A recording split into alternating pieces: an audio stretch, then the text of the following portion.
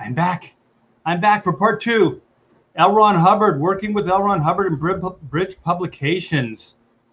Yeah, I'm back. So if you guys don't know what I'm talking about, I just did a video about an hour ago where I was talking about the experience of working at Bridge Publications. And Bridge Publication, I do believe, is L Ron Hubbard's printing publishing division. And so I worked for them for a couple years. And so in part one, I kind of did all the setup, how I got the job, working with different people, being, groomed, being mind trained. I guess they train your mind. So they converted me to their way of thinking. Dianetics was the gateway. Before I knew it, I was worshiping at the altar of L Ron Hubbard's feet. The man is a god, or at least was. And yeah, Scientology is the way, you guys. If you haven't tried Scientology, please go do it. Go to one of your sign-up centers, have your mind altered, and then have your mind blown. I highly recommend going and having this done. Scientology is the best thing that's ever happened to me. No, it's not. Somebody in the chat last stream, part one, was saying, did they try to recruit you to Scientology? Did they try to? Nah, there was none of that. The people at Bridge Publications were on the up and up. They were great people, and I had a great working relationship and experience with them. So Fred Harris and his crew, great people, and they basically paid me for my first artwork. So that's a pretty good story to have. Like, your first published artwork was with Bridge Publication, L Ron Hubbard's company, and yeah, it was all good times. So we have Leroy. Yes, I am back. We have Matt Cisco. Hello. We have I Borrow Ideas. Victor Thomas. Yes, I'm back. Alan, I am back. What does Alan say? Oddly enough, they're a new Scientology sign-up center in Alabama. Yeah, they're all over the place. Yeah. Go sign up. I highly recommend it. No, I don't. Actually, I don't know anything about it, really. I know that I think this is my take on it, that it's basically kind of a group that's insulated, that gains power, and then they can have influence on Hollywood, because it seems to only work towards Hollywood. It doesn't seem like they're trying to infiltrate, the tech industry or gaming or, or the auto manufacturers or, farming or anything like that. It seems like they're only interested in Hollywood. So I think Scientology is a little bit of like a group. It's a group. There's power in the collective. So the more people that they can get, then they can put pressure on Hollywood as an entity, and they can have more influence and more say on productions and who works and who doesn't work. So I think as far as a business, it's pretty smart. And they say it's religion so that they can get tax write-offs. And it's a pretty good scam. It really is a pretty good scam. And I think it probably helps more.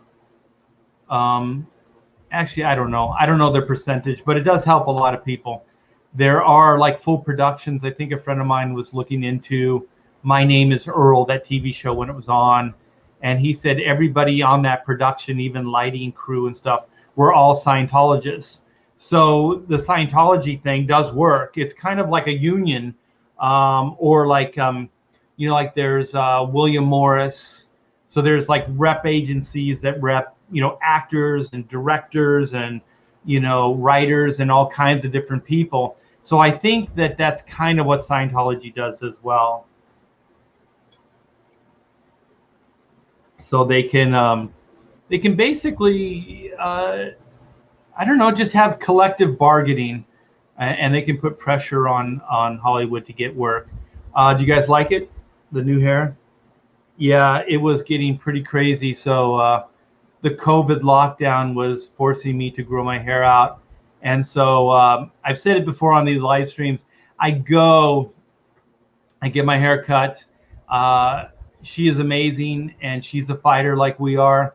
And she says, F Gavin Newsom, F this lockdown. I need to keep my doors open, at least on some level, to keep money coming in. Otherwise, I'm going to lose my family business. And so she kind of sneaks people in. And we pay her under the table, and she cuts our hair, and she does a great job. And God bless her. And I don't understand a lot of this lockdown. We can fly, but we can't go to church. We can protest, but we can't get our hair cut. We can protest, but we can't go to a restaurant and enjoy air conditioning. Holy shit, I forgot how much I enjoy air conditioning. That would be nice, just to be able to go to a nice restaurant and sit down with my family and enjoy cool air. That would be nice. Hold on for a minute. I don't like to do that. It's a rude sound. So yeah, you guys, let's see if we can get some people back in here. Tweet out if you can. Give a thumbs up. It helps the algorithm. And let's get some people in for part two of the L Ron story. The L Ron Hubbard. I used to call him L Ron Baby in the office. They got a kick out of that. I own so much L Ron. Hey, how you doing, man? Go back to Hammer. I think it's got a couple more days, and I wanted to get you on the show there, Jay Krieger. Things have been crazy. Yeah, Speakeasy hairstylist, definitely. Hellhammer, yeah. I think he's closing down the campaign. We're going to do something, though. We're going to get you the limelight that you deserve. Yeah, but in the meantime, go check out Hammer. It's on Indiegogo, and I think he's counting down the campaign, and it looks really cool. Hell chat. Look at those lowered ears. Yeah, it's looking good, man. It's looking good. I haven't seen my ears in a while, so this is good. I'll be able to hear better. I don't know. Or I don't know if it. I know what you said. You said his. I read Battlefield Earth, which is going to lead me into part two, and Battlefield Earth is the only L Ron Hubbard novel I read other than Dianetics. And like I said, Dianetics was good. There was no nuttiness in there, but it was just common sense stuff. It was pretty straightforward common sense. So it was nothing groundbreaking like The Secret. The Secret was a joke. That's another self-help book. You guys look it up. But yeah, it was okay. It was really dense. It was a big book. It was probably twice the size of a normal novel, and I didn't think it had to be. I had a take on it. It's kind of War of the Worlds meets Conan, or like Mad Max. So there's a survival character, a character that's able to kind of take care of himself, and he's almost like a caveman. So it's kind of like he's very primitive, and I think his name was Tyler. And so the future, this is like an apocalyptic time. The future has been taken over by this alien race, and it's been a long time, you guys. And I never saw the Travolta movie. And so there's this guy, and he's like the unlikely hero, and so he rises up and saves the day, basically. So he kind of educates himself, and he's a fighter, and he's able to see what's going on. So then he fights against this thing, and then I don't want to spoil it, but it's great haircut art. Thank you. Thank you. And it was entertaining. It was a little bit daunting because it's long, and sometimes I think some of these writers, especially sci-fi writers, they get a little bit overly in love with the descriptions of things, especially when they don't have to be described. Like I thought that the world, a lot of the Battlefield Earth world was pretty self-explanatory, but he still goes into great detail on it. What's the Dune writer? I forget his name now. I read all the Dune novels, and I did like them, but he's kind of the same but done better. There's a little bit, a little too much world building into the point of being crazy nuanced and boring. I like Philip K. Dick stuff better because he just kind of gets you in and out of descriptions quickly. And Frank Herbert, yeah, Dune. And I can't say I didn't like them, but I did think a lot of it was a little bit too nuanced, especially the first one because I guess he had to, because there's a lot of world building. There's a lot of world building in Dune, and maybe it's not that it's bad. It's just that there's a lot of world building. There's the House of Atreides. There's this house. There's all the political stuff going on. So it is very original. I did enjoy it, but the story itself, like the plot, is fairly straightforward. It gets into a lot of detail with like the nuanced houses and the political backdrops and all that stuff and how the world works and the spice and all that. But like I said, I did like it. I liked it a lot better than the L. Ron Hubbard Battlefield Earth. But I do think that Battlefield Earth, I don't think it was a labor of love, to be honest. I don't think L. Ron Hubbard would have had the name that he had if all of his novels were written like Battlefield Earth. This is just my take. I never read anything other than that, so I don't really know it exactly. Yeah, maybe a little bit of that Exo-Man of War, where he's a very primitive man that kind of steps up. And so I did read it, and I got to back up. Okay, so I've been working for Bridge Publication for a great man named Fred Harris. He took a chance on me and gave me my first work, and I did a lot of illustrations for them prior to this. And so at this time, this is a year or so after I had been working with them, I broke into comics. So at this point, I'm doing comic books, and I think I'm kind of just breaking into comics. I think this is before the big Marvel DC thing happened for me. So I believe I'm working with Jim Valentino, and I'm doing a lot of independent stuff with Renegade Press and Aardvark Vanheim, doing kind of almost underground comic books, like Cerebus kind of stuff. I believe it was Normal Man that I assisted Jim Valentino on. So, but I was kind of geared more doing like Marvel DC type storytelling, breakdowns, things like that. So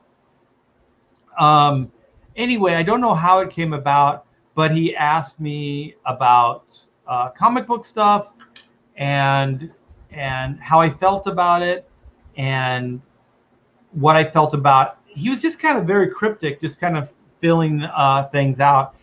And he asked how he felt about adapting novels into comic books, you know, stuff like that. And already at that point, I had seen some really good stuff, like actually not so much novels as much as movies. So novels through movie adaptations. So like, you know, there was the Bill Sienkiewicz Dune adaptation, which is really cool. There's Walter Simonson's Aliens, or Alien, which is phenomenal. It's really, really well done. And so, yeah, he was a writing machine. Yeah, I think he was pretty prolific in the day. And so anyway, you know, my art director was asking me those questions. And so I forget what I answered, because now that I think about it, I don't believe I had ever written or read a direct oh my gosh, I ended up doing one.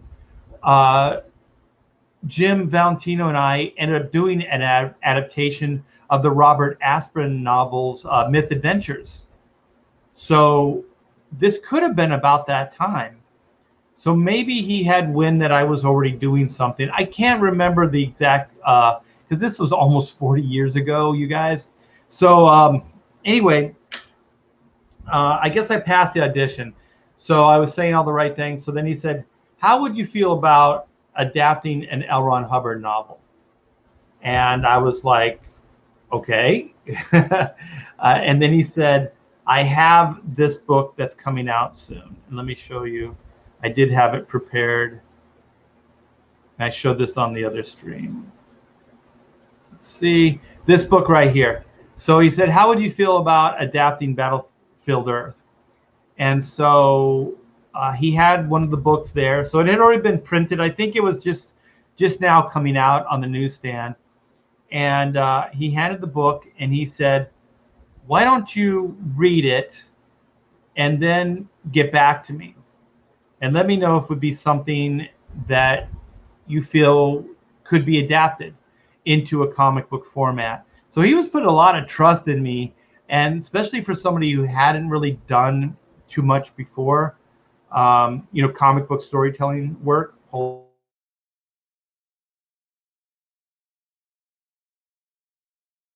My allergies are kicking in. So yeah, I took it home. This thing was dense. Like I said, this novel is probably twice the size of a normal size, like Dune novel, or even Philip K. Dick. My favorite Philip K. Dick stuff is the short story stuff. Oh man, wait a minute. That's cool. I was thinking no one would even know the Myth Adventure stuff. Yeah, I like Robert too. Like, I met with him a couple times. He's a fun guy, man. And that Myth Adventure stuff is a lot of fun. Myth Adventures actually reminds me of Shrek. It kind of has this Shrek vibe to it. And if you guys, I do recommend it. Go find the Myth Adventures novels. They're a lot of fun. They're really light reading, but they're a lot of fun. There's a lot of puns, just like with Shrek. I think, like, from what I remember, the Myth Adventures novels being tonally and even subject matter, they are a lot like the Shrek movies. So correct me, View of Uranus, if I'm wrong. We have the green laser. Ooh, ominous. He's in the chat now. Hello. Hey, Stefani Renee. What's up, my friend, my coloring friend? Your book looks amazing, man. I can't wait till your Indiegogo goes live. I think you did some Cyberfrog artwork too that I believe Ethan was showing off the other day. Looks great. Looks really good, man. You're a brilliant talent. And welcome to Comicsgate, man. You talk about full circle. I worked with Stefani Renee probably 15 years ago on Chrono Mechanics, and now he's Comicsgate full on, man. So it is a small world, very, very small world. So, okay, so you have the L Ron connection. So go watch part 1 after this, and then you'll have the full story. So I get back to Fred. Harris, my art director, and I said, I'll do it. I would love to do it. I'd love to get a crack at it. So, hey, no problem, my friend. And so I get the novel, and so he gave me a cue, and he goes, find some of the key things that stand out for you, and put a Post-it, and then run it by me. So I did, and there was a key scene that I liked, and it was the meeting of the alien and this, I think his name was Tyler, this really, really primitive man. It's almost like Cro-Magnon type character. He's not quite caveman, but very, very primitive. And so very rudimentary, like tools and weapons and stuff like that. And so I highlighted it. He okayed it. And so when I was going through the archives, you guys, when I was going through the T-Bear vault, kind of cleaning things up to get the carpeting put in, I found it. I found the Battlefield Earth comic book breakdown. And you guys have to keep in mind, this predates any Marvel DC stuff. This is probably my first professional. Let me think before I speak. I do believe it's probably the second. So I was working with Jim Valentino at the time. But I wasn't breaking down story and I wasn't storytelling. I was mainly as a finisher and as an inker. So this was a little bit of a departure for me. So this is pictures, you guys. So this is me making pictures. So here it is. Let me see. I think it goes in this order. They're not numbered. So I got 2 pages. So I have 2 pages of samples that I did. So this is Battlefield Earth story breakdown for Fred Harris to see. So this was a paid audition. He was paying me to do this, which was very nice of him. I don't think Marvel and DC would do that, even to this day, pay somebody for samples. They just don't do it. But Fred did. And so this is the Tyler character. So I think he found a horse that was abandoned. So he's kind of like, what's going on? So he jumps into action. He knows that whatever this entity or whatever this thing is in these shrubs in this forest. So you can see a little bit of cityscape behind. So it's post-apocalyptic. So the city is in ruin. And so we see him make eye contact with this machine. But if I remember the story, he registers the machine as an animal. Like he's never seen anything like this, which is weird because there's a city and stuff like that. But like I said, I don't remember the story very well. I remember not really digging it too much. But now that I'm saying it out loud, it seems weird that he thought this thing was an animal. So anyway, he thinks he can take this steel beast down, right? So the idea here, storytelling-wise, was eye to eye. So you have him making eye contact with the beast, and so then Thor, this is where the superhero comic book thing comes in. He starts spinning his club around like Thor, and he rides his trusty steed and then just pummels this thing with his little. Look at how stupid looking that hammer thing is. It's really tiny. But yeah, it was described kind of like a rock. It's a real basic club kind of thing. So he swings it and then hits the beast. I forget what he called it. It was something like the beast or something like that. So wait a minute. This is really weird.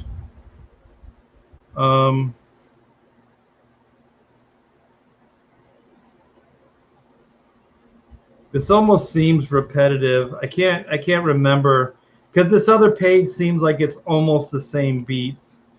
So I think actually this I went out of order. Let me hold on. I see a little penciled page number. Wait a minute. This is on DC Comics paper. I might be getting my timeline's out of whack. I might have been already working for DC at the time because this is drawn on DC board. I see the little, you can see a little bit of gray around the borders here. So yeah, I might have misspoke. So I might have already been working at DC, breaking down story and things like that. So this is not my first rodeo.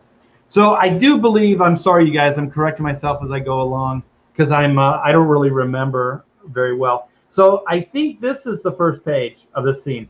So once again, he's making eye contact The horse rears back because he's freaked out. You can see the other horse in the background here. So I think this is his first meeting with the spaceship.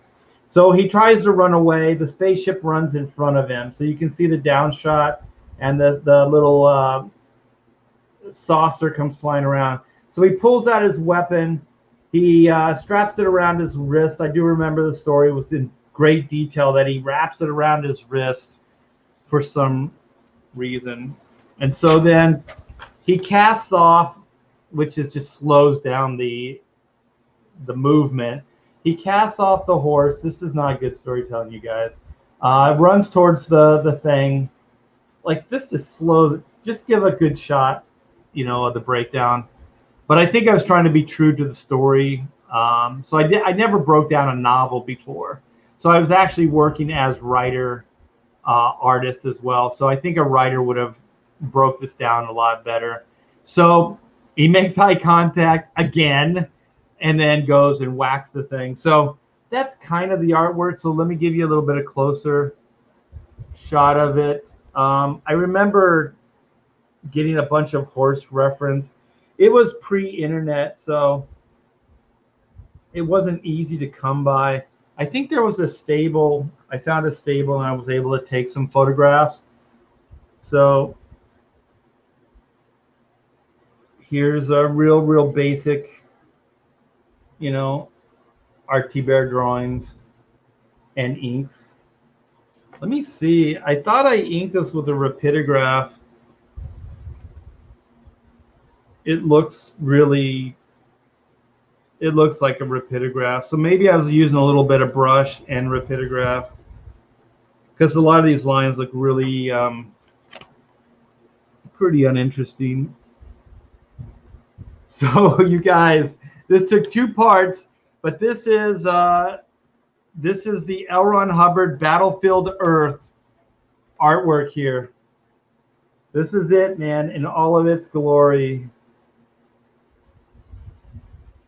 So this is, gosh, it's got to be, it's well over 35 years old, 35, 36 years old, maybe older. Ah, Good Boy, you guys know. Yeah, I thought that was weird too. Johnny Good Boy Tyler. Wizard knows. You guys know your shit, man. Yeah, it's all slowly coming back to me. Horses right out of the gate. Yeah, that was a little bit of a challenge. It wasn't easy. Oh, you got a couple people welcoming Renee Stefani. I know him as Renee Stefani, so I guess it's Stefani Renee. Because I think in the credits for Chrono it says Renee or Stefani. No, it says Renee Stefani. Wow.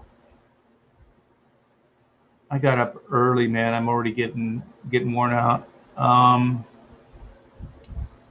Oh yeah, we could talk about that.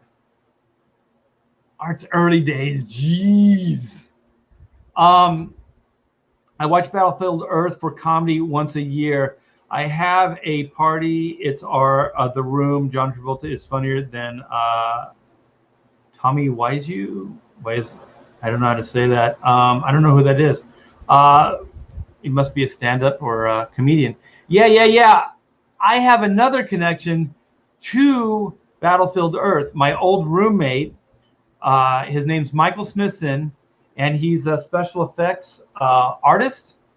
He designed and did all the effects for John Travolta's Alien. So he did all the designs. I thought the alien looked pretty cool. So he did all that and applied the makeup to John Travolta and the Chrono Mechanics maquette. I have it right here. Oh, let me show. I show it off all the time because it's cool. And you got to be very careful with it because it's very heavy and it's old. So he sculpted this as well. So he did all the maquettes for Shrek as well.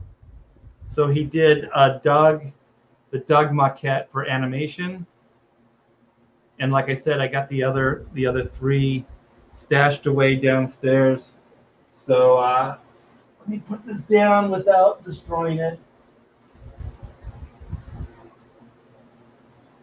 So yeah, he's a very, very talented guy, and old roommate when I lived in Huntington Beach, and very, very, very talented. He did the makeup design and stuff for Fat Bastard in Austin Powers too. He is a really, really talented guy. I can't believe he still wants to hang out with me. I feel so like he's so much better than I am, man. He's so freaking good. And every time I see him, he's always like, man, you're amazing. And I'm like, no, I'm not, man. You are really, really good. So Tommy is an unintentional comedian. Oh, okay. Got it. I did not hit her. I did not. Oh, hi, Mark. I gotta look into that. So let's see what Alan says. So, did they scrap the graphic novel treatment for Battlefield Earth, or just go with a different artist? There's another story attached to that, but they did scrap it.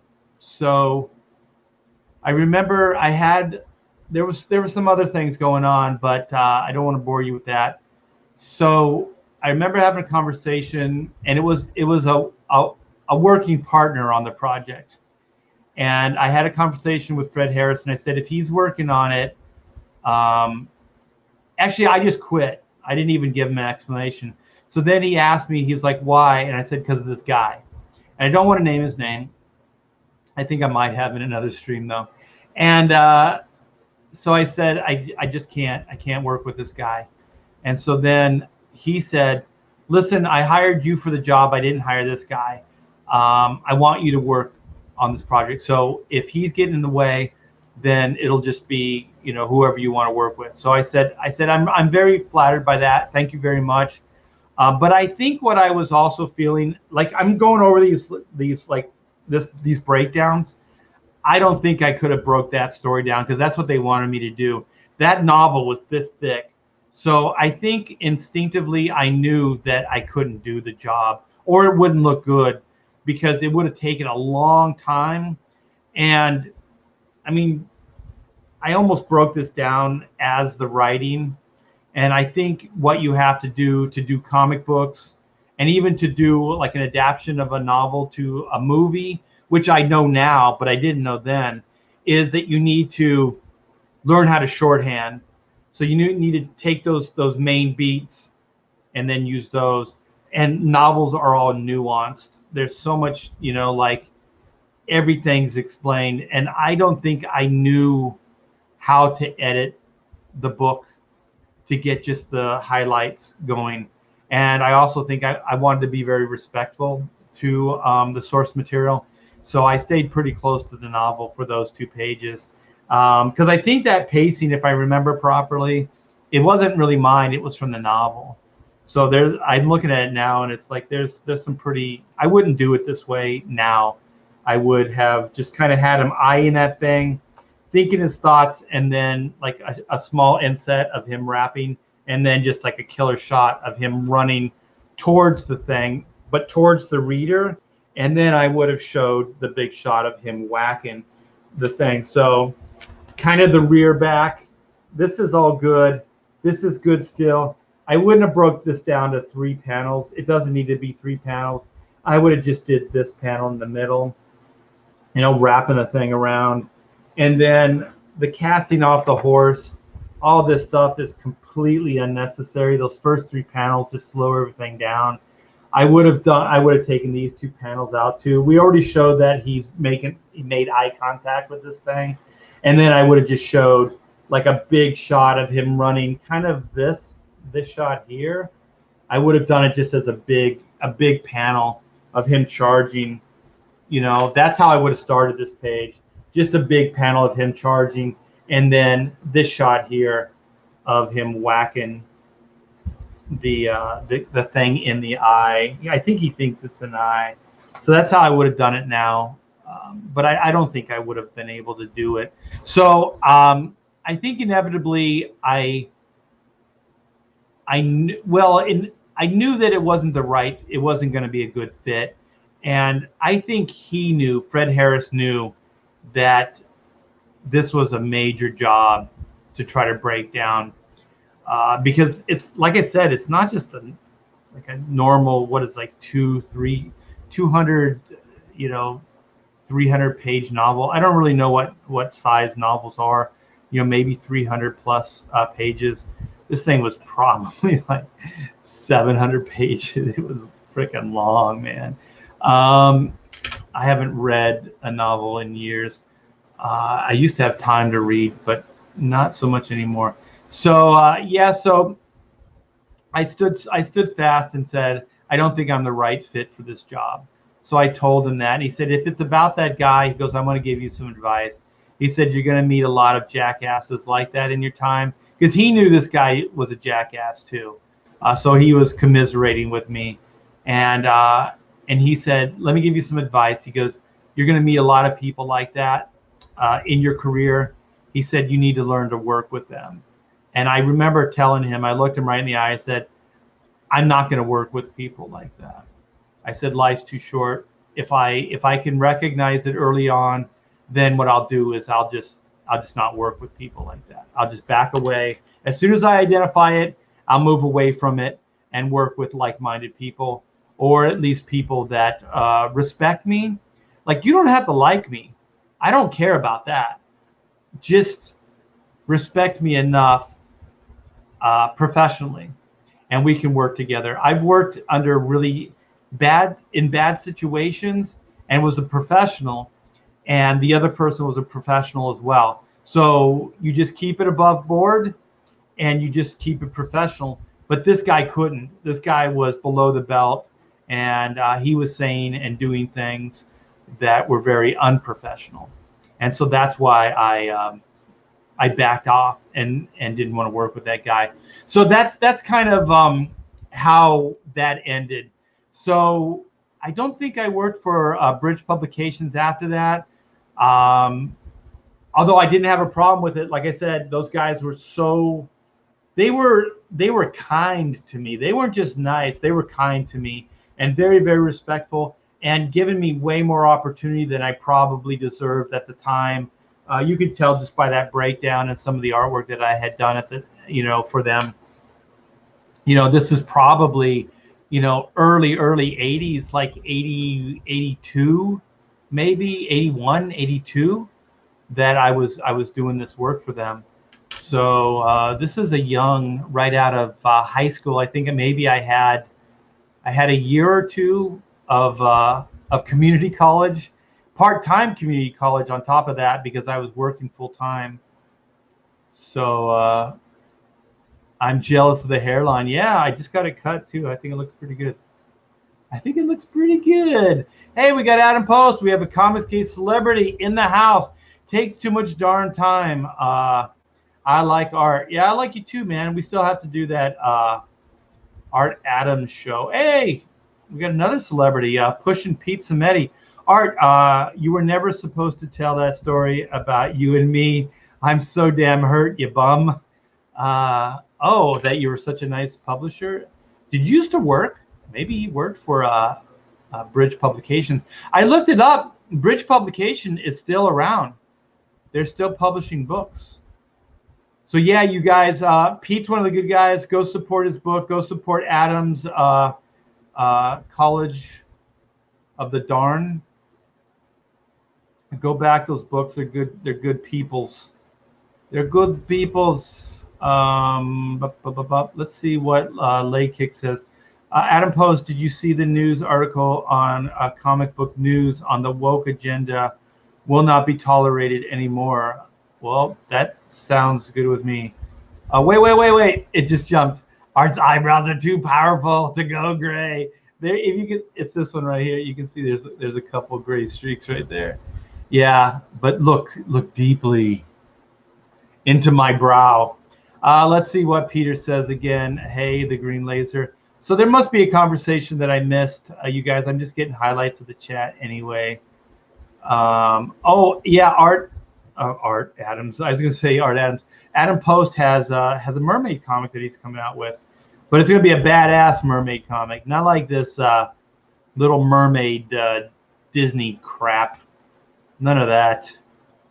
Everyone knows that I'm the biggest, baddest, meanest. Okay, let's do this.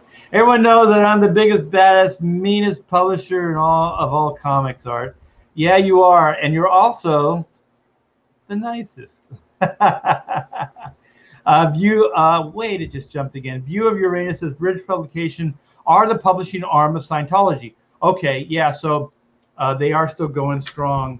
I didn't read the full Wikipedia, but I did see that there was a date,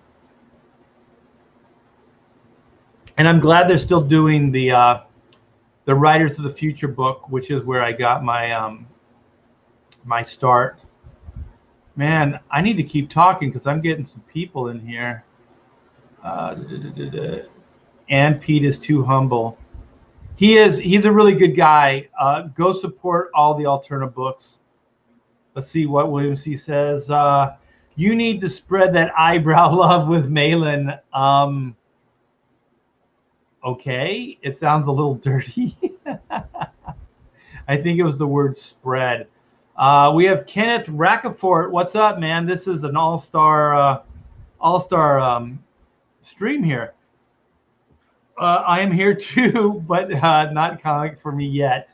Yeah, but that cover that you did for Battlebrick Road, amazing, man, amazing.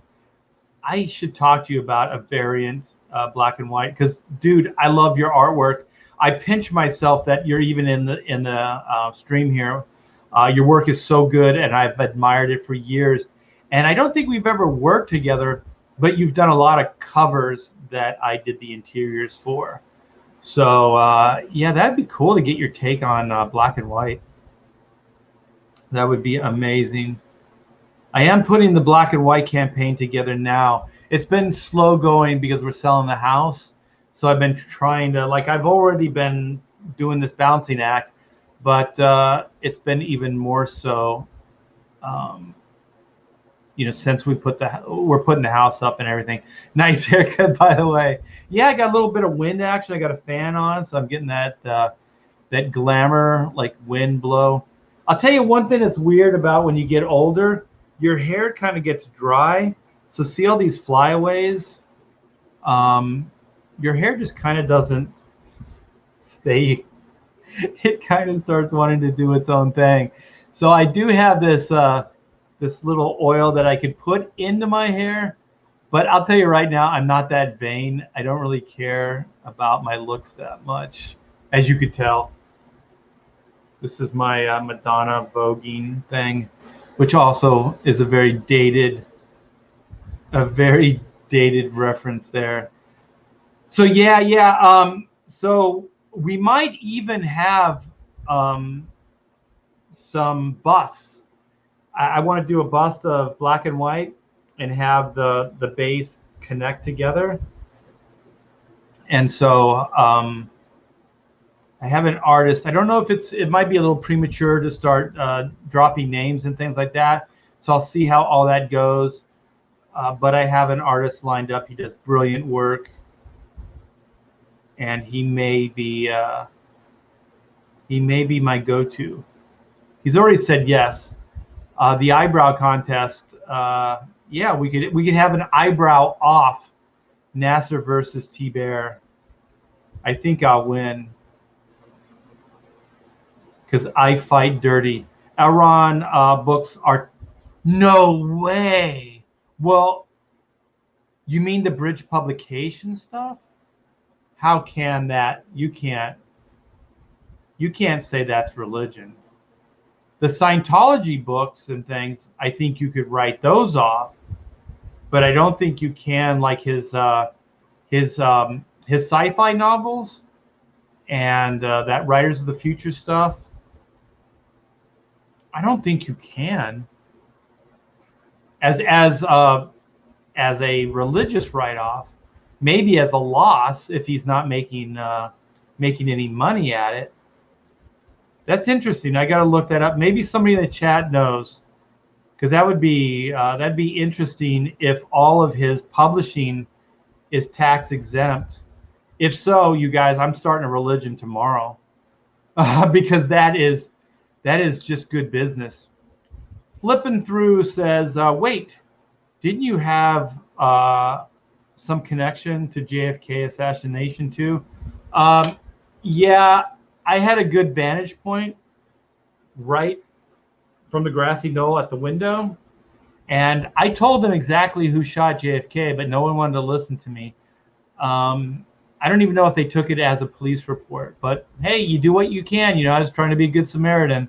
And yeah, I think that's an old people joke. So we can do it. Yes, we. Oh shit, we can do it. A cover. You heard it right here. This is cool. Hells yeah, look at this shit happening right here on the live stream. Yes, new version of black and white with the Kenneth Racafort cover would be killer. Yeah, so we would have my cover, we'd have a Capullo cover, and then we'd have a Kenneth Racafort cover. Killer, dude. I'll contact you. I'll DM you because I do believe I need to get the stuff working now because God, the fall is right around the corner. I wanted to launch Black and White Volume 2 October, like early October. I'm still shooting for that, but we may be in full transit to Texas in that time. I've been told that the housing market in Southern California right now is a really quick turnaround. It is a seller's market. So there's not a lot of houses on the market, so it makes the value go up because of the scarcity. And also this, I know I said there's a lot of bum activity and stuff, but this is a really nice area, you guys. I think it's going to take some good city management, and the state of California has got to get some better leadership in here. Otherwise, all of Southern California, even the better areas of Southern California, are going to become shitholes. And I do see Corona in 10 years. Hold on.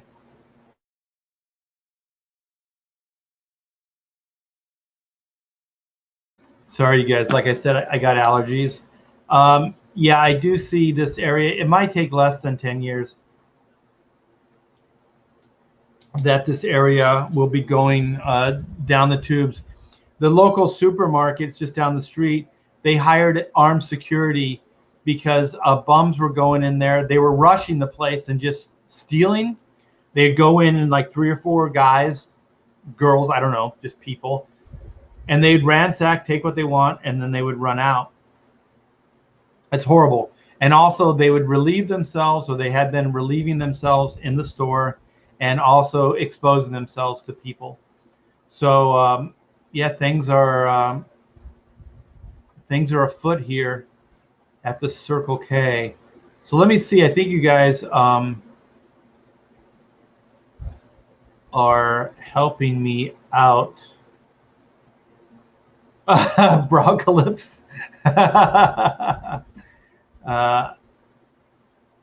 Let's see. Jasper says, RT Bear, is the black and white on Indiegogo the same as black and white back issues? No. I'm going to, that campaign, the Second Chance campaign is closed. The original campaign is closed and the Second Chance campaign is closed. We only ran the Second Chance for a month. So what we're going to do is we have this, the volume 2. So the follow-up to volume 1 is going to come out sometime in the fall. So like I said, I'm hoping early October, but it could be November. So I mean, I do believe it'll be out before the end of the year.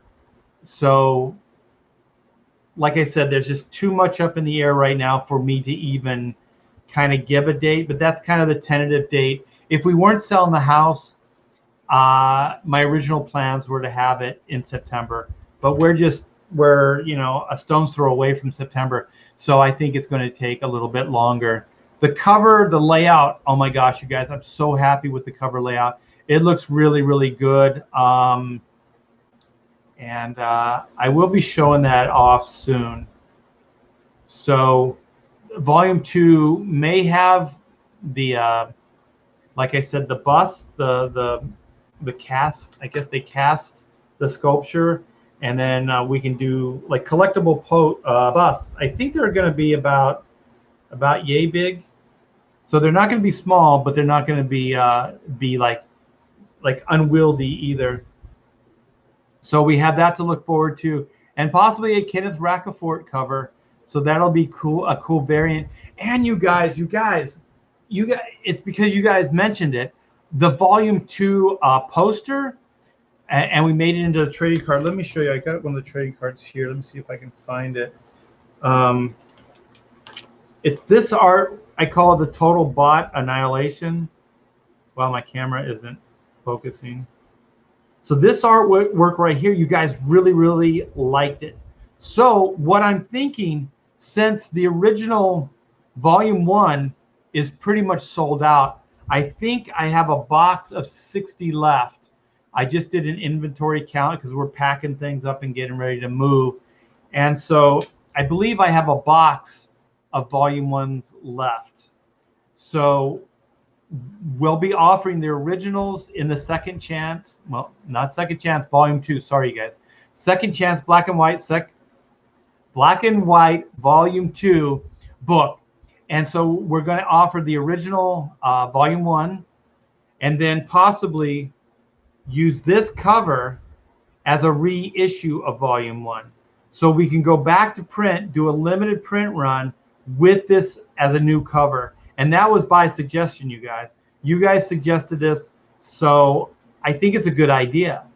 So we'll move forward with the original Volume 1 content, but it will have that cover on it. And so then we'll reissue that as a limited print run as well. So just to recap, you guys can get the original book at a premium price. That's Volume 1. And then you can get a Volume 1 with a new cover. So that will have the normal price, and it'll be a good entry level price that you guys can get the first book. So if you're new to the campaign or new to Black and White, you can catch up. So I think that's what we're going to do as far as the Volume 1 book. And so then Volume 2, we'll have my cover and possibly the Kenneth Racafort cover, which just happened live on the stream. So that'll be awesome, man. Excuse me, we'll do that, and then we'll have those busts and a ton of other surprises that I'm not going to tell you right now. But it's going to be a lot of fun, and it should be in the fall. So probably October, November.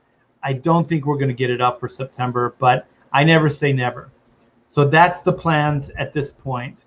So I have image 2 of the image book, of the original image book. Yeah, I think that, the original Volume 1, the new version, is combined the original 94 Black and White image book. It's issue 1 and 2. So that's kind of, that story was condensed into Volume 1 of the newest campaign, but it's been completely redone. So all the artwork's new, but it kind of follows the original issue 1, issue 2, 94 Black and White story. So issue 2, Volume 2 of the new Black and White story will be loosely based on the conclusion of issue 3, the original Black and White 94 book. So it's going to be, when I say loose, it's going to be really, really loose. That's the issue we're really going to veer from the original storyline. There are at least two cool, nice twists in the storyline that I hope we haven't telegraphed, that you haven't been able to guess yet, so that it will come as a cool, like, yeah, that's cool. Because I think that reveals are good, but you have to set them up properly. So I believe we set them up properly so it will feel organic. So when that twist happens, you go, yeah, of course, why didn't I see this? And so that's kind of what I'm really hoping for. And you guys, I'm not good with secrets, so I should stop right now before I say anything. Bum rushing. Yeah, that's what it is, man. They bum rush the store. That scarecrow is badass. So I think Alan's talking about the Kenneth Racquefort Battlebrook Road cover. So I'm sorry, guys. I'm kind of going back into the chat.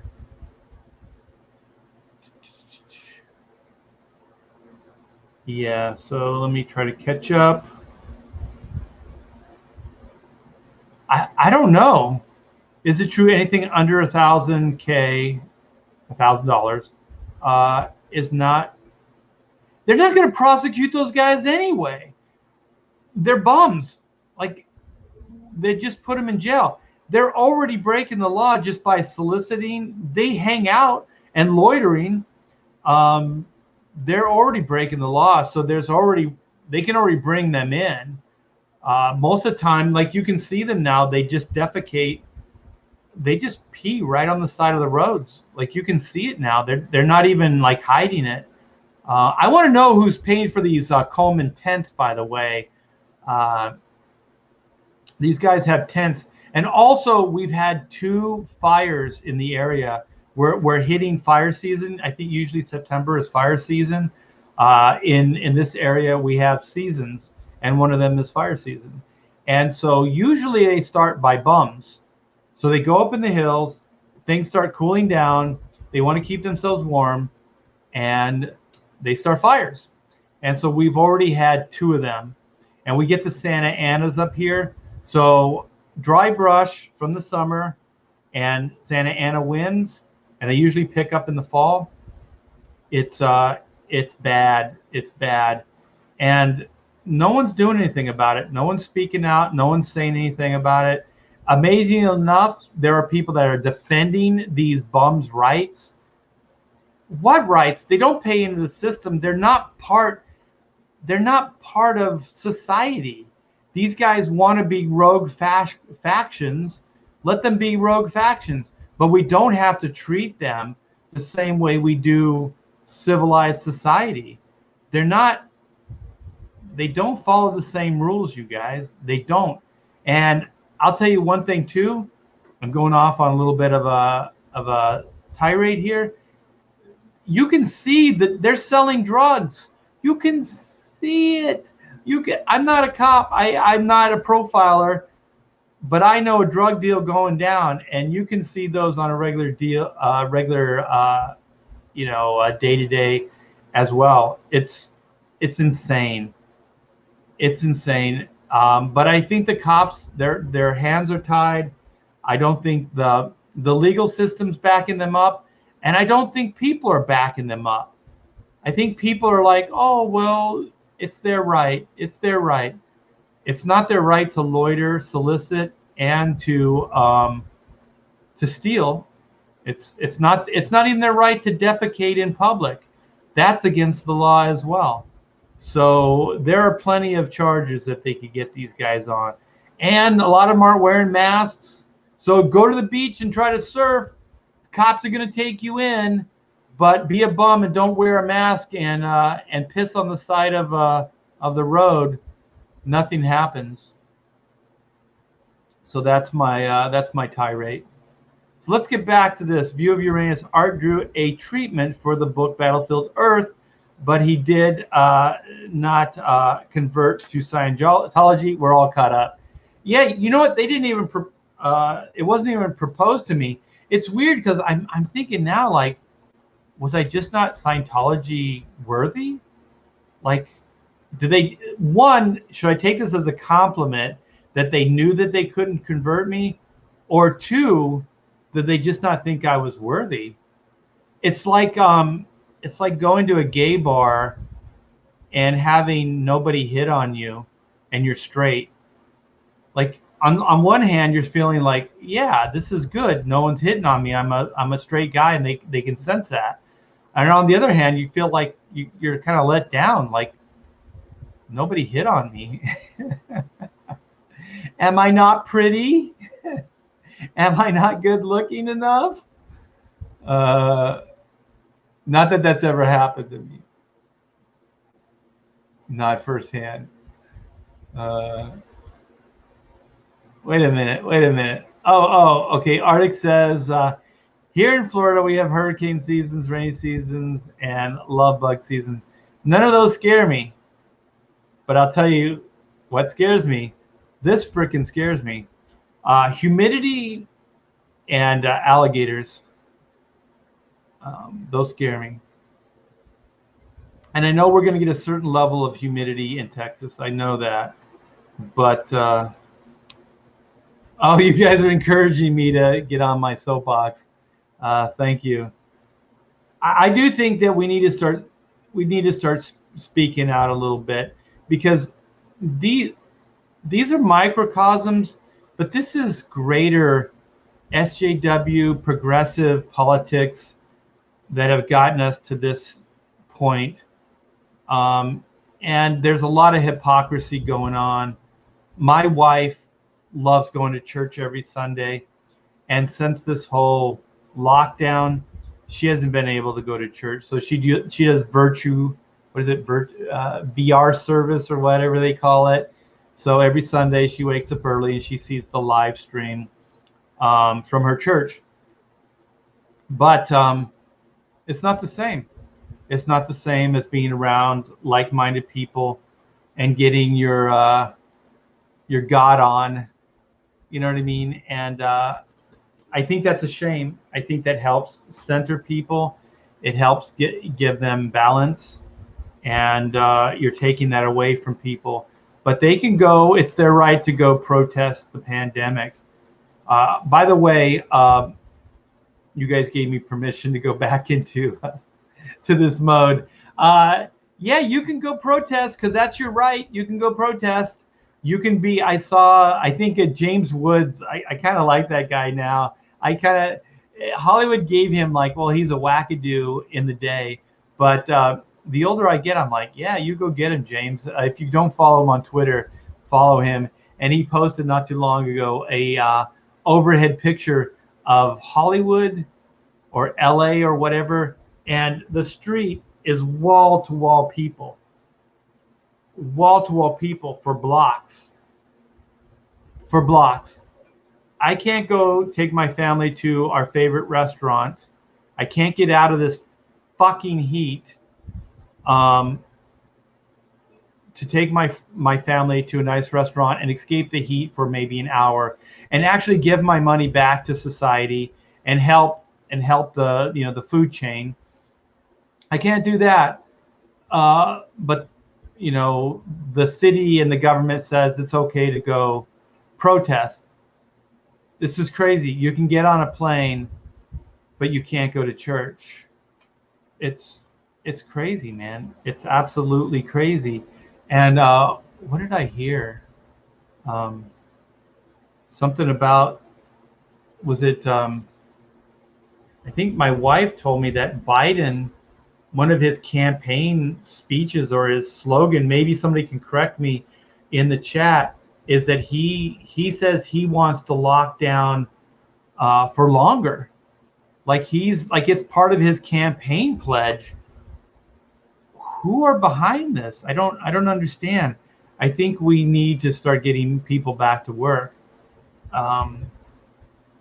It's pretty crazy to be saying stuff like this. And I just want to go on record. I'm not saying it doesn't exist. I'm not saying the Chinese virus is not real. And I'm not saying it doesn't kill people. But there's a lot of other things that kill people as well, and we're not getting crazy about that. Automobile deaths, you're more likely to die in a car crash than you are from COVID. It's pretty absurd what we're putting our emphasis on. I think we need to be safe. I think we need to take chances, but we also need to get back to work. And I never said this, man. I never said I was hanging out at gay bars. Those are your words, man. But it would be nice if I went to a gay bar that at least one guy hit on me. I'm just saying. And Hopes, he was the best looking guy in the bar.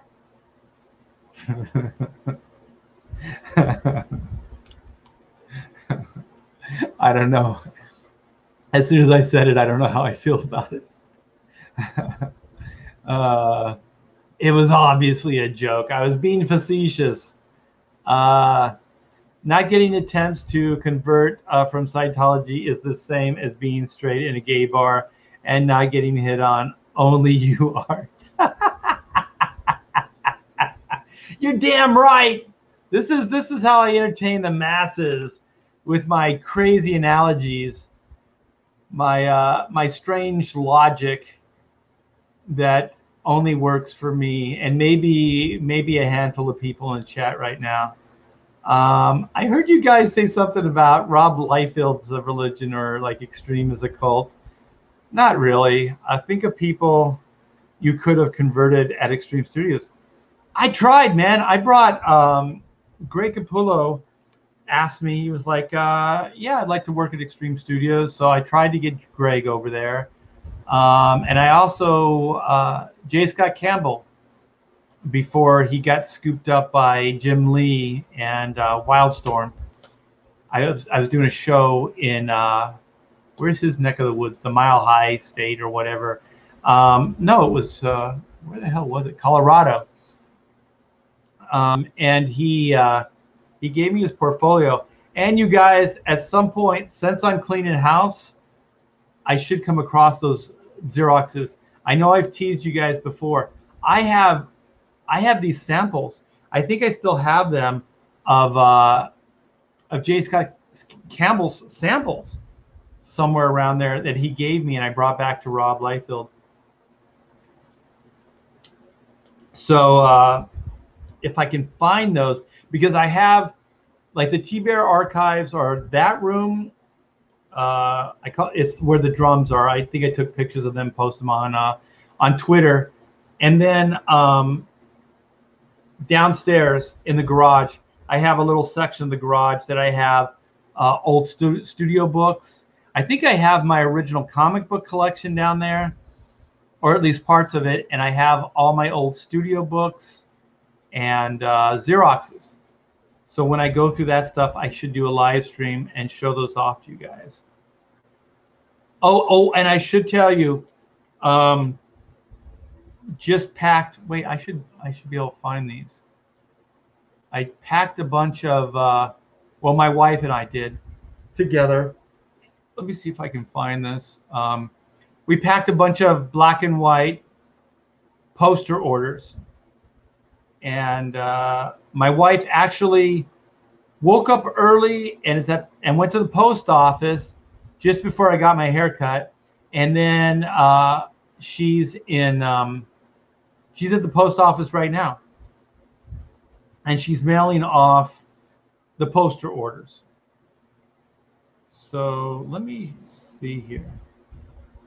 I got some pictures. So let me go back to the chat. I'm gonna, where is it? It's right here. Let me click this off. So yeah, let me screen share with you guys and I'll show you what we've been up to. So hopefully you can see this. This is our family room. Yeah, this is the family room cleaned up. So we had to clean it up. This is the old carpeting. So let me see. We have that. And so this was our fulfillment center for the posters the other day. So you can see the two big boxes. One's on the floor and the other was on the ottoman there. And so those are the posters. These things are 24 by 36. They're massive.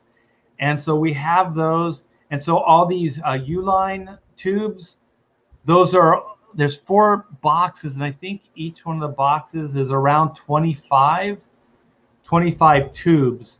So there's 4 boxes here. So I think we packed over 100 posters. So then you can see the posters in the tubes in the bag there. So those are the ones that are at the post office right now. So we were rolling posters, putting them in tubes and labeling those. So if you guys backed a poster tier, you should be getting your books and posters soon. So like I said, probably 30 or so books went out today, maybe 40 books. My wife's very ambitious, so she got those out. Here's another picture. So just various shots of the fulfillment center. So we have the kitchen / dining room for the books, and then we have the family room now for the posters. So this is taking over the T-Bear house. So I just wanted to show you guys kind of the fun we're having. Yeah, it was an evening, and I just thought I'd help Pamela try to get out from under some of this stuff. So yeah, we did all the posters the other night. Came out pretty good, man. We had a good time. We had a lot of laughs, and putting this stuff together for you guys.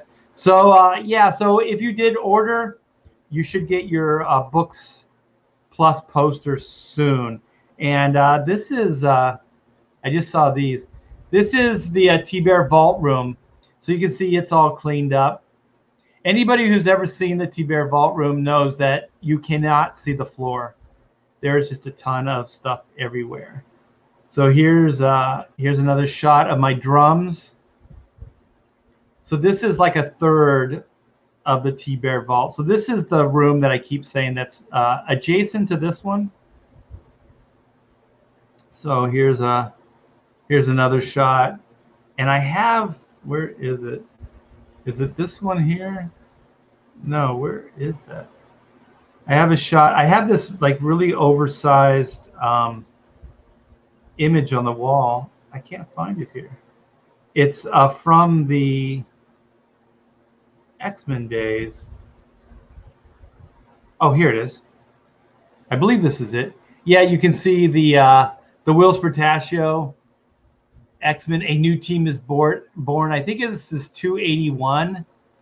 So I did this thing's massive. It takes the whole size of the wall there, and it's two-sided. There's two sides to it. It's a little faded now. It's been in the sun. But I did a Ronald McDonald's charity, and it was before those fold-up backdrops and stuff that they have now that you can, like those portables. So the Ronald McDonald's charity at this convention, it's a place called Frankensons. If you're local, you know Frankensons. So they did this big charity, and so it was really cool. They had this as a backdrop. So somehow they supported it. Maybe they hung it from the rafters. And so it was two-sided, so you could see both sides from one aisle and then the aisle behind me. And I'll tell you, it was one of the best conventions ever. And we raised so much money for the Ronald McDonald's House charity. And I did it. The other celebrity was, oh my gosh, Pete Rose. It was Pete Rose, and he was signing autographed baseballs. And so my dad, bless his heart, showed up. He doesn't usually support. He supports me, but he doesn't go to these things. And so he did. He came to the show, and I think he was amazed because this was mid '90s. So there were lines, you guys. This was like rock star days in comic books. And so he saw the line. I'm so happy he saw me at the height of my career. I think the best is still yet to come, but this was the height of the just the amount, just the Beatlemania aspect of comics for me. And so he saw that, and then I talked to the owner and the guy that was running the charity, and I said, my dad is a huge Pete Rose fan. And he is. My dad's a huge baseball fan, but he's a huge Pete Rose fan. And so I said, is there any way that my dad could meet him? And so he goes, well, I'll look into it. So it didn't seem hopeful or anything like that. So then he just comes by and he said, you and your dad want a break in the green room? You know, there's some food there and everything like that. And we'll watch your table for you. And so we're like, cool. We didn't expect anything. We walk in the green room and there's Pete Rose, larger than life. And I'm like, holy shit. And so then Pete Rose goes, oh, you're Roy T. Bear. And he got up. He stood up. He shook my dad's hand And he said, have a seat. And so they started talking about baseball. It warms my heart, you guys. Oh my gosh, I'm going to tear up because my dad's not here anymore. It was so amazing. It was such a great time. It was such a good experience. And oh, look at, just in time to show my eyes weeping up. And so yeah, my dad got to meet Pete Rose and talk baseball for about a half hour. And so Pete just picked up a baseball. There were a bunch of blank balls sitting there. He picked it up and he signed it. Those things go for a bunch of money, a ton of money. And he just handed it. He handed it to my dad. And I was like, holy shit, man. Holy shit. I look back and I go, man, that's once in a lifetime thing that I could give to my dad. And there's been some other high points, but that was definitely one of those moments. And I think my dad's very cool in those situations. He doesn't get gushy. He treats people just like people, you know. He doesn't like, oh, you're Pete Rose, or he doesn't flip out or anything like that. And they really did just have an inside baseball conversation, and even stuff that I had no idea that Pete Rose had done, and things like that. It was very, very cool. Like I said, and that's where that poster came from. And so I just asked him, I said, could I have this big backdrop print? And he said, sure. How are you going to get it home? I forget how I got it home. I think I finagled somebody with a truck, and we had to kind of like try to put it down because I don't think it fit in the bed flat. Like it's big. And so we tried to hold it down so it wouldn't get destroyed. And we got it home. It wasn't destroyed. It was in perfect shape. And so it's been on that wall since '93. It's been up on that wall because I don't have any place else big enough to put it. So that's been always there, part of the T-Bear Vault Room. So yeah, so that was some good times, man. Some good times hanging out with Pops. So I see, so Jasper says, move near Austin, I play guitar, we can jam. Hell yeah. I think, because I was looking into the Woodlands and Tomlin, I forget what it's called, and then the other one is Spring, Texas, but they're all kind of in that same area. So I was looking, we're really seriously looking in that area. So I think Austin's about 20 minutes away, 30 minutes away, but that's not bad. I've driven farther than that to jam with people. So yeah, that would be fun, man. Do a bunch of cover tunes. Love that Pete Rose story. Yeah. It really does make my heart sing. And Pete Rose, I don't give a shit what anybody says. That guy has a heart of gold. And he's just very matter of fact, man. Just, there wasn't anything like, oh, I love this. He was just like a dude's dude. He was just like, here, take it. You know, the ball, Tom ball. It's called, it's called Tomble. Yeah. That's exactly what it's called. Thank you. And just nice areas, man. Just really, really good. So good luck buying a house near Austin. I stay on the market. They stay on the market for about 12 hours. Yeah, but also, just to be honest, I like Austin. Keep it weird, all that stuff. And I hope I'm not stepping on anybody's toes.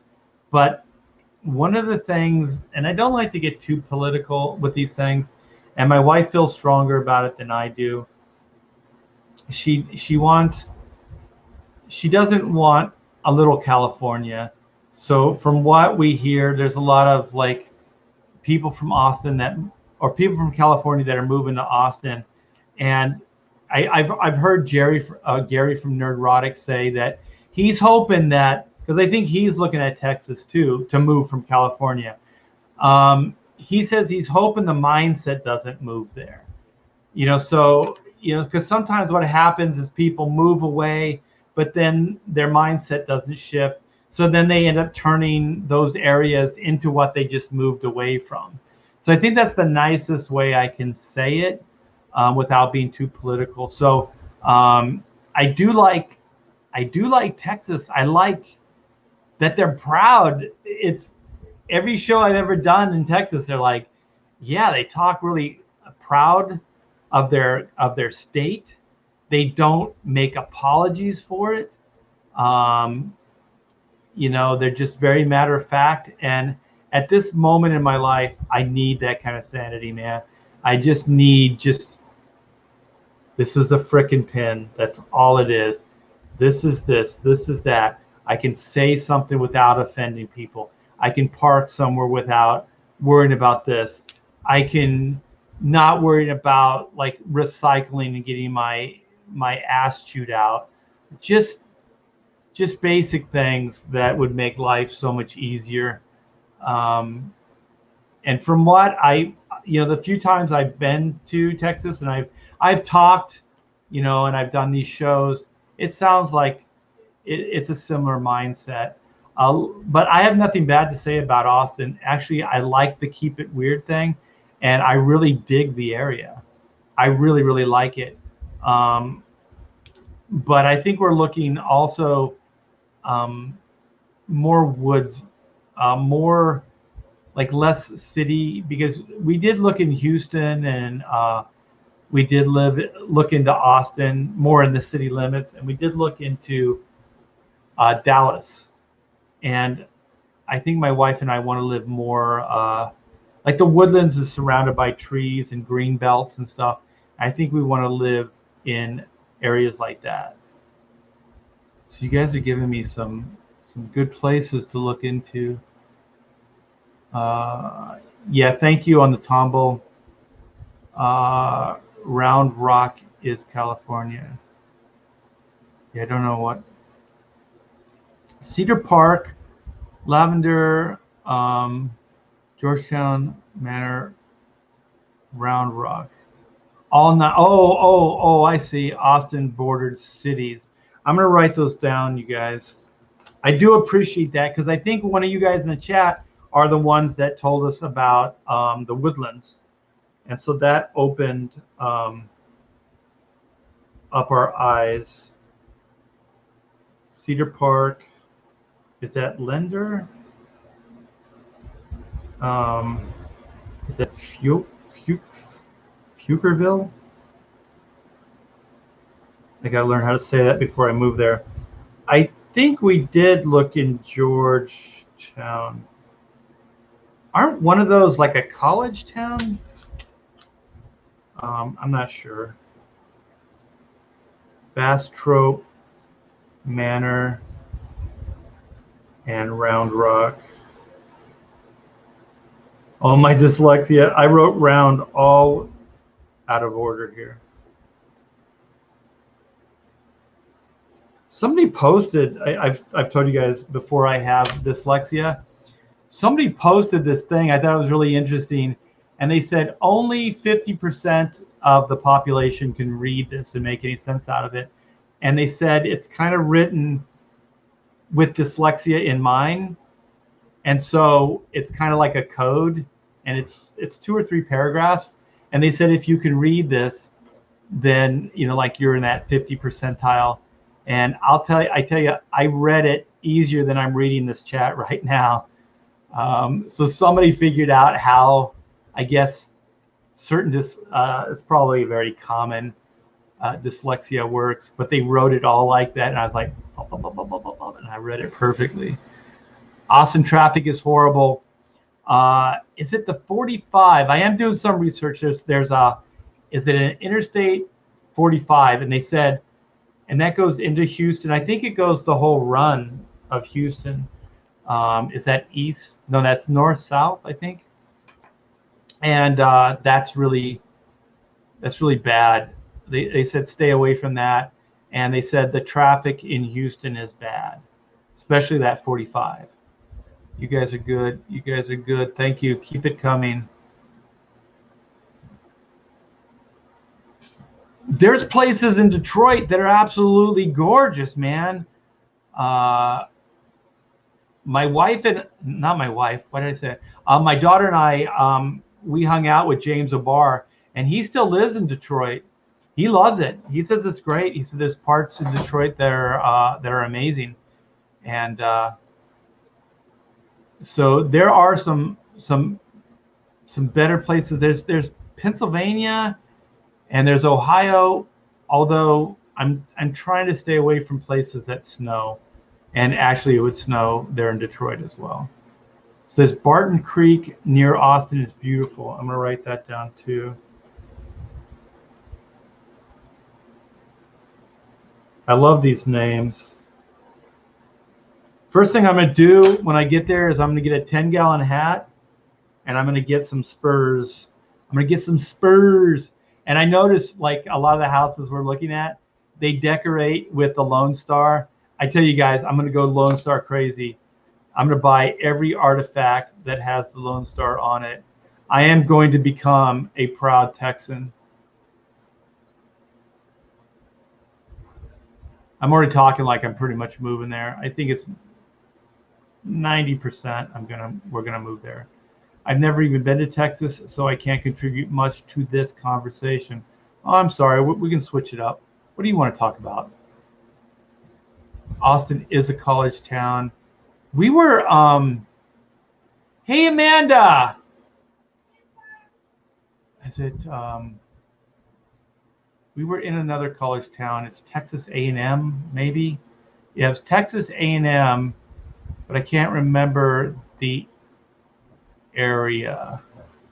And it was kind of nice. It was not as built up, but it was a little place. My daughter and I did a convention there, and Bailey. Hey, Amanda, do you remember? You could just yell it. That hotel we stayed that had that little Back to the Future town that was in Texas by Texas A&M. It was Browley or. Oh my gosh, what the hell was it? It had a great name. College Station, that's it. But there was like a specific place that I can't remember right off the bat.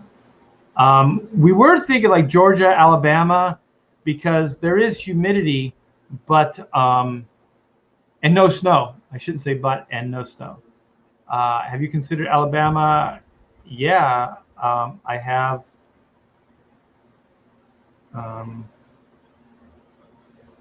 Yeah, so I'm gonna start winding down, you guys. I'm starting to get hungry for lunch.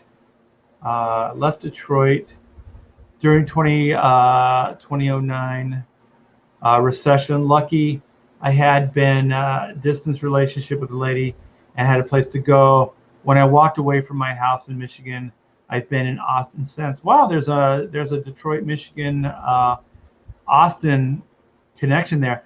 I like Austin. I like there isn't there it's just funky cool.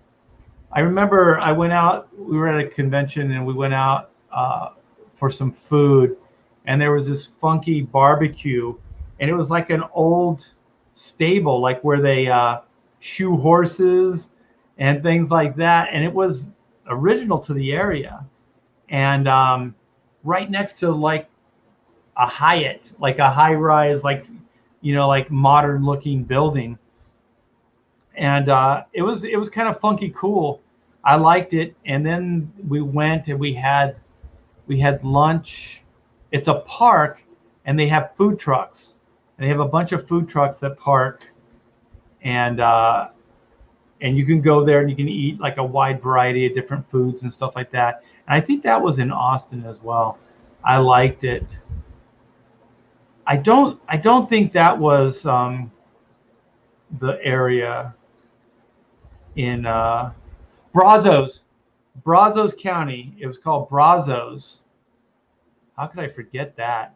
Yeah, that's where that little city or that little town was.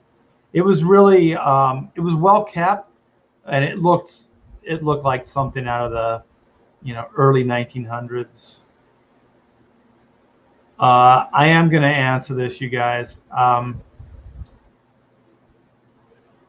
Wait. Detroit is cooler than anywhere. But you're talking about it snows, right? Yeah. I thought you meant like summers are cooler. I got excited there. Okay, Alan. So I'm gonna give my little update on Chrono. I wish I had better news. I severed my business relationship with Mixam this morning. That's why I woke up early. They're on like London time. It's absurd. I have to wake up early, crack of dawn to just talk to them, and then it takes a day for them to get back to me on almost everything because of the time difference. It's bullshit. It's complete BS. It's been months, you guys. I am so very sorry for this mishap. If there's anybody out there that's thinking of using Mixam or is on the fence about them, don't use them. I can say that with a full heart. Don't use them. They strung us along. Well, they did a lot of awful things as far as printing, just bad printing, books that were misregistered as far as cropping, color that was off, files that for some reason took them forever to realize they weren't CMYK, even though from day one we were saying the colors were off. They didn't even think to check. We told them that we're not experts. We don't know how to do this stuff. And so there's been some missteps that were like part of the process. Like, I understand, but months and months of this stuff going on. And then we finally got our order, our 1,400 books. They're all downstairs. I've talked about it on live streams. It's all documented, you guys. We could send the books out tomorrow, but they look like shit. They look like shit. The color on some of the panels is so dark you can't even tell what's going on. So we brought this to Mixam's attention. I should just do a live stream on this, but I'll try to make it quick. We brought that to Mixam's attention. It took them 2 weeks just to look into it. 2 weeks. Print turnarounds could be in 2 weeks. Okay, so they finally say, we'll make good on this. We'll reprint your order. We see the error of our ways. We'll reprint the order.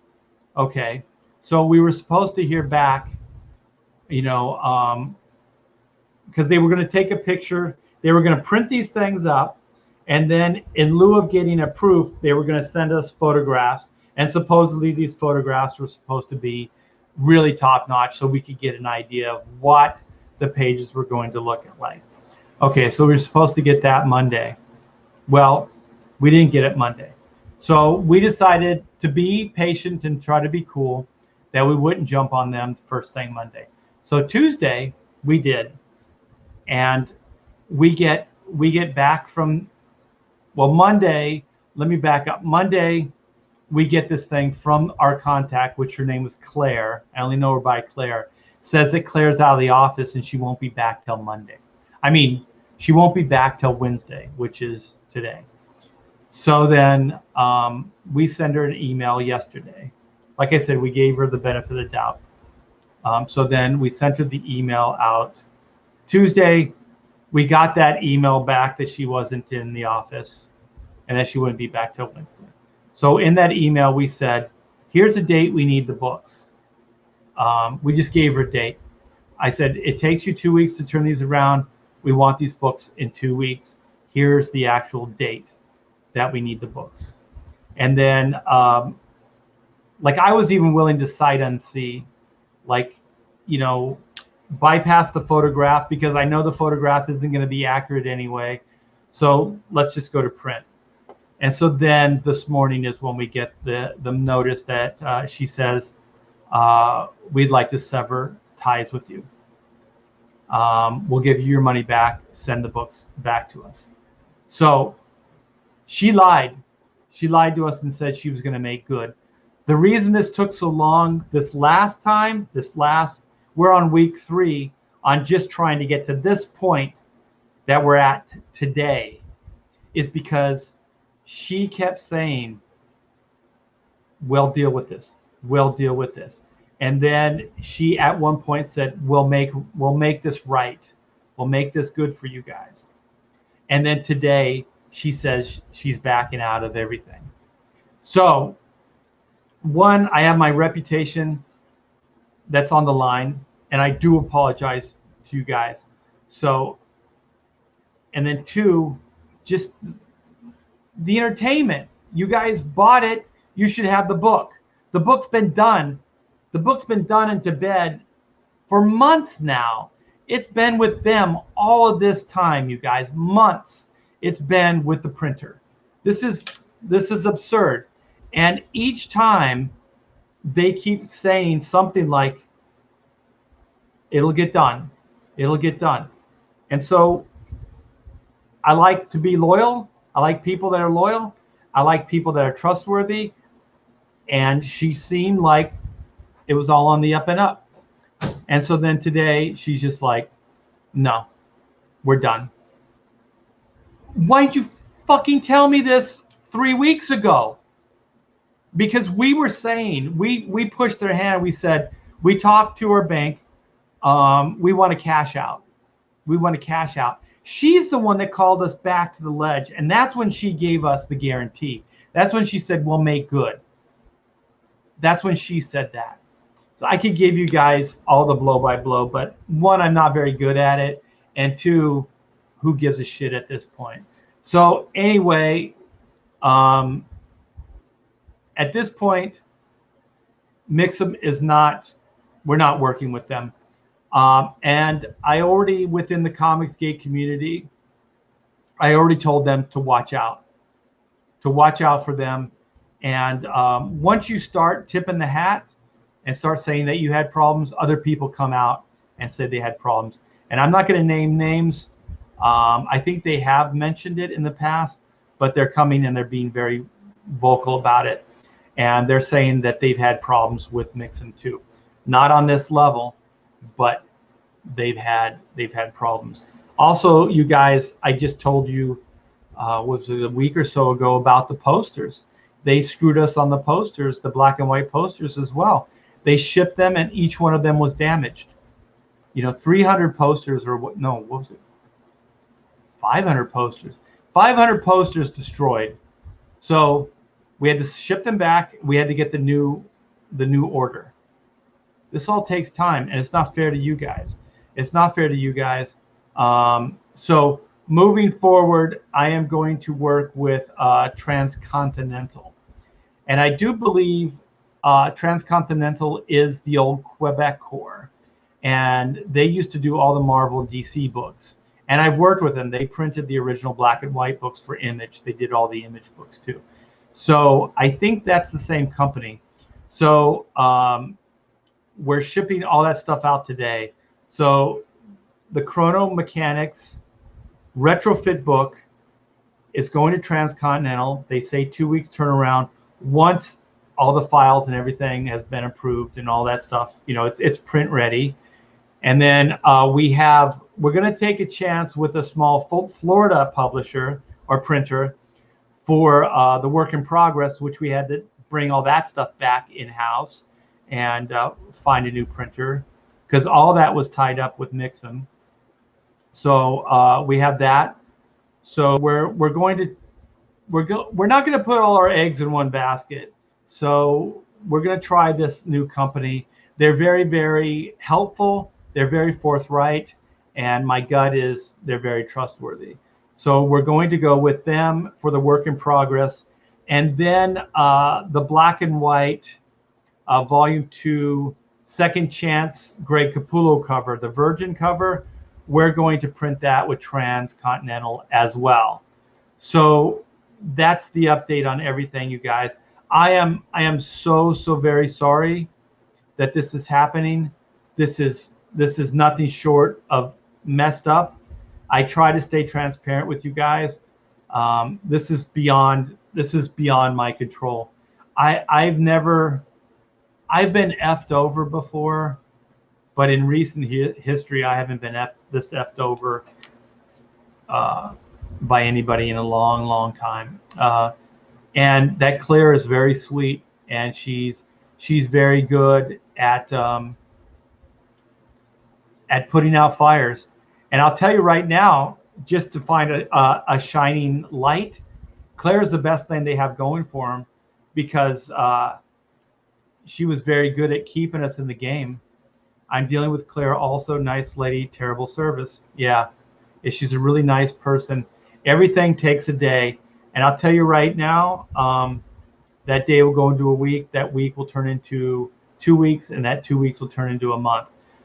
Nothing is fast there. There's no turnaround time.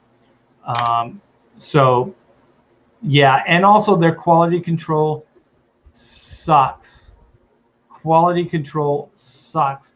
And I think they're a broker. I think what Mixam is a broker. So what they do is they deal with a bunch of local printers.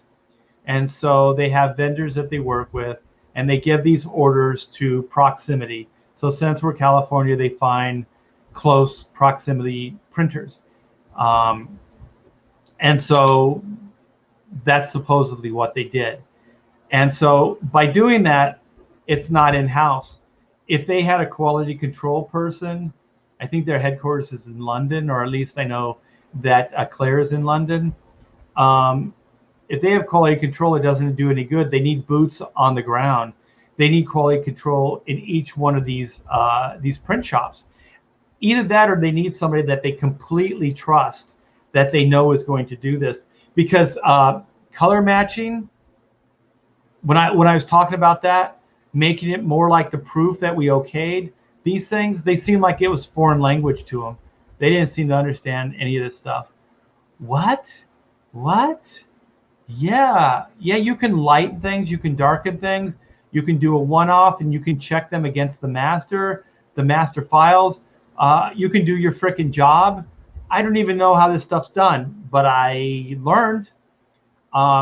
You can do this stuff. This is not Mission Impossible. It's bullshit. We were treated like shit. And like I said, I trust people. I like people. I like to be loyal. I was hoping to get a working relationship going with them, because I'd like to just have one publisher or printer that I could work on, I could depend on. It would be nice, just one less thing I have to worry about. And so far, man, these people have not been that. So this is turning into a cautionary tale. You guys, if you're thinking of publishing or printing with them, I would rethink it completely. They're not very good. Everything that we ordered and got in, except for one proof set. We had 3 proof sets made. Everything we got, every order, every step of the way, they've messed up. I'm not kidding. The only thing they didn't was one proof, and that's the proof that I liked and that I okayed, and then they said that they couldn't color match it. Why did you even send the frickin' proof? Why did you send me a proof? It was a color proof. It was a proof to okay the colors. Why did you send that to me if that's not what it was going to be used for? You can't match it?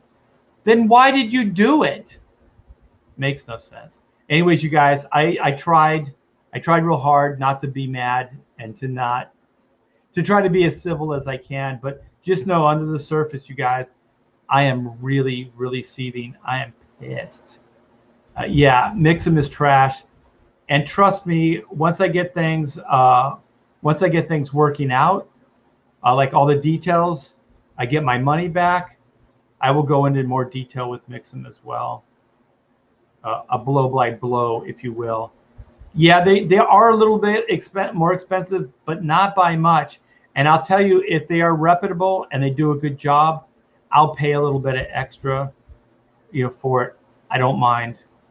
I don't mind at all, because I need peace of mind and I need to get books back for you guys. So thank you for being so patient. I do appreciate that. Everybody that backed a Chrono book, sorry about the delay. I assure you, it has not been on Hack Shack or my part.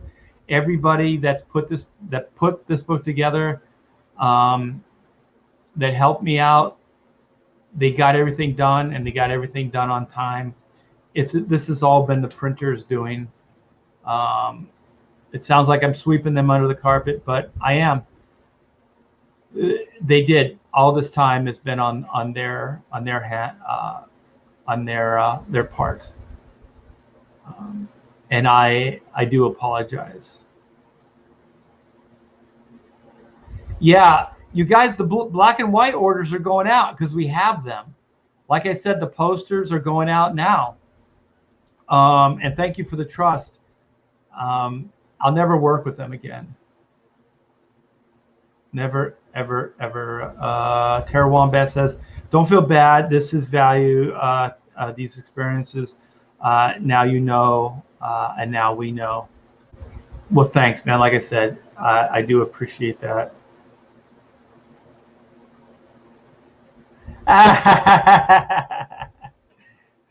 Whoosh, whoosh.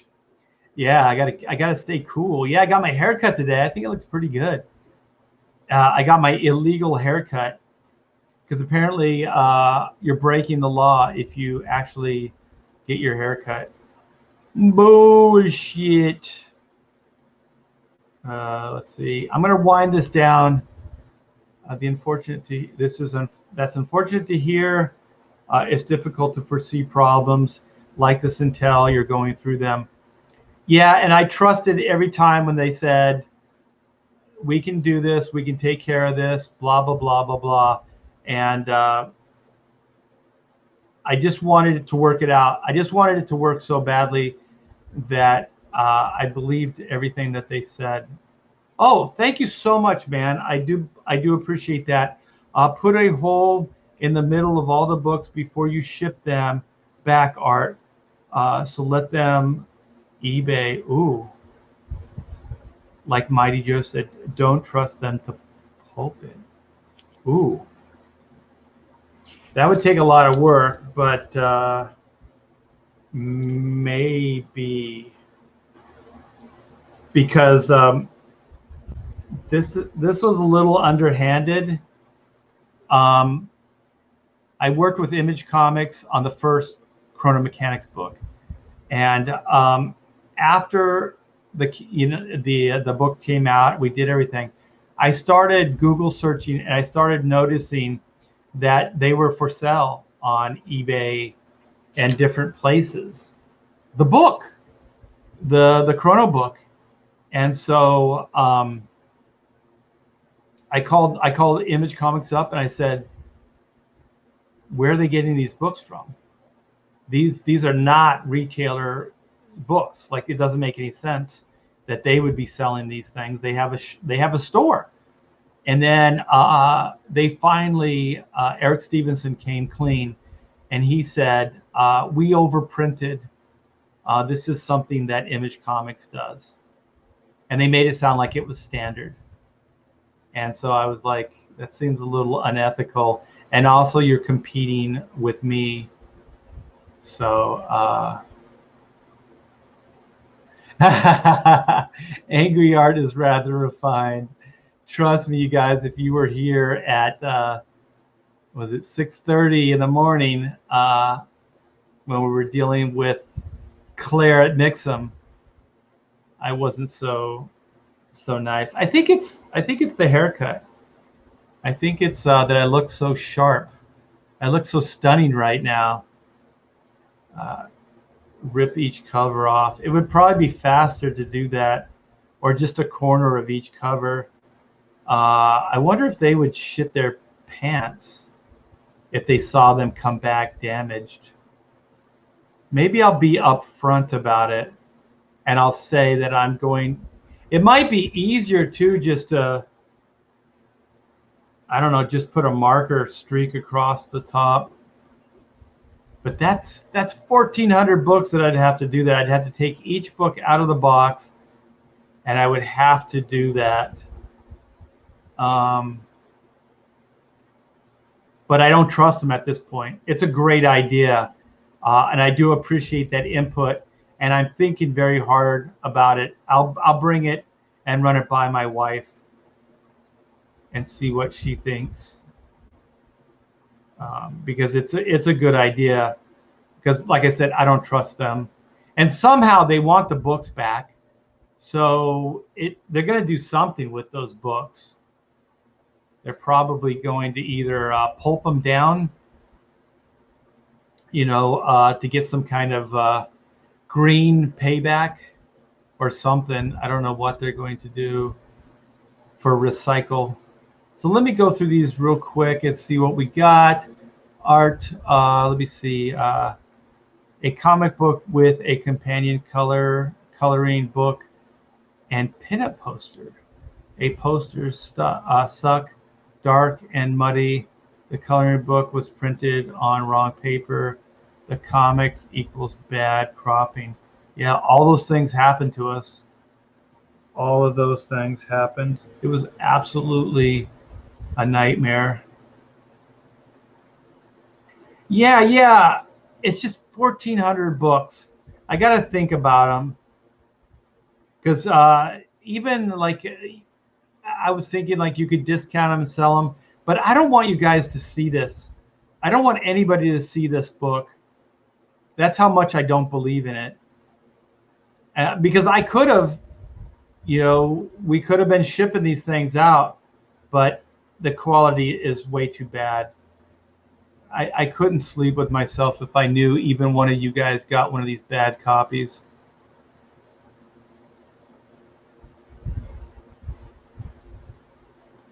Yeah, well, they're not getting it. And like I said, once I get my money back, and I don't have to deal with them, I'm probably going to be less contained than I am right now. Sounds very shady. It's completely shady. All right, you guys. So on the upside, the posters, the black and white posters, are going out personally packed by me, and so we're going to get. Well, Pamela helped too. She hammered the lids on, and then she did the hardest part, which is printing the labels and putting them on and keeping track of all that stuff. That's the tough part. I really did just the heavy lifting, the grunt stuff. So, and then I think it was yesterday, I bagged a bunch of the comic books too. So I believe all the books are bagged and carded. So all the trading cards are in the bags, and all the posters are ready to go out. So you guys, if you ordered the poster orders for black and white second chance, you should be getting those soon. So I got to read this. This looks intriguing. I sold 200 to comic shops, only 20 to Indiegogo or on Indiegogo. Haha. So I'm backwards from most. Well, you can always do a second chance. You can always bring them back. So let me see. William says, I got a comic from a CGer this summer, and I think they had the same RGB CMYK problem, dark and oversaturated, but they shipped them. Yeah, there's that, which we did catch, but there's also something that they say there's offset, and then there's digital printing. So what we did is the offset printing, I hear, is a little bit better quality. So what we did is that's what we ordered with Mixam. And so then what they did, which was asinine, completely asinine, is they ran the proof digitally. Why would you run a proof that isn't going to represent the final product? So then They had a disclaimer, just to be fair, and they said, we ran this proof digitally, so the color will be slightly off. Slightly off. I've seen print jobs. I've seen acceptable print jobs. I've seen exceptional print jobs. This was not like slightly off. This was characters' colors were completely different. So so there was the dark factor, but there was also that. And so it was not acceptable. It was not acceptable at all. So then they tried to tell us, this is one of the things that took so long. I'm sorry, you guys, I got to do a blow-by-blow video later. Is they said that we told you that the colors would be off, and we said they'd be off slightly from the proof. And if the proofs aren't closer to the finished product, then why did you even send these? Why did you waste our time? We paid for those proofs too, like $300. $300 for that proof, okay, for a one-off that we paid for. And then I started remembering other printers that we worked with in the past. They would give you a make ready, which wouldn't be a finished product like they sent us. It would just be pages of like, this is what the pages will look like. This is what the cover with the cover stock will look like. But they weren't all put together. It wasn't like a finished comic book. And so I believe that they printed those the same way that they were going to print the final book. So you could get an accurate take on them. So I don't know why Mixam sent us a version of the book that they knew was going to be nothing like the final version. They knew it. They even said it. It wasn't going to be like this proof. So they said that up front. They tried to hide behind that as a disclaimer. And then we also got later, there's this woman named Sarah, and she said, because I told her, I said, you can change the saturation levels. You can alter whether you print dark or whatever. So you can tailor that in the printing process to be more like the proof that was okayed. And then she said, yeah, we can. And then I said, why the fuck didn't you? Why didn't you do that? If you would have did that, no harm, no foul. If you knew the proof wasn't going to be like the offset, but you knew that with the offset, if you changed it to fit, to alter it, then you could have printed it balls on accurate to the proof. You had it in your power to do it, but you didn't, and you doubled down on this bullshit that we told you. We told you. We told you. We told you the proof wouldn't be like the final offset printing. Well, one, why did we do it? You said it would be slightly off, which it was not. And then you admitted that you could have made all that offline printing or whatever it's called, I forgot, I'm sorry. You guys, I am starting to get upset. You could have got the final printing balls on accurate to the proof. You said you could, but you didn't do it. It's all on you.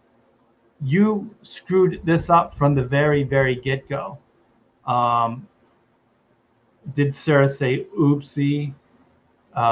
She probably wanted to, but she did not. So anyways, you guys, I was trying to, I was looking for an upside. I got the hair. The hair is looking good. The upside is the black and white posters are going out. My wife is at the post office right now, getting those to you. So more will go out in the next days. So keep an eye out for your posters. You guys are coming in a big tube. They're coming in a big tube. If they destroy that in shipping, they work their ass off to do that because those tubes are pretty indestructible. So they're all signed up for you. And yes, I think we're going to do a Pontificators tonight. So stay tuned for that. And thanks, you guys. Thanks for all the super chats. Thanks for hanging with me for the two-part L Ron Hubbard experience. And yeah, this is some early T-Bear work. So yeah, I did a adaptation for you latecomers of Battlefield Earth. So go back and watch this from the beginning, and you'll get to hear me talk about it. Working with Bridge Publication, working with L Ron Hubbard or at his company, and doing a comic book adaptation of Battlefield Earth, which was definitely a learning experience. So thanks, guys. Enjoy your day, and I'll see you later tonight. Take care.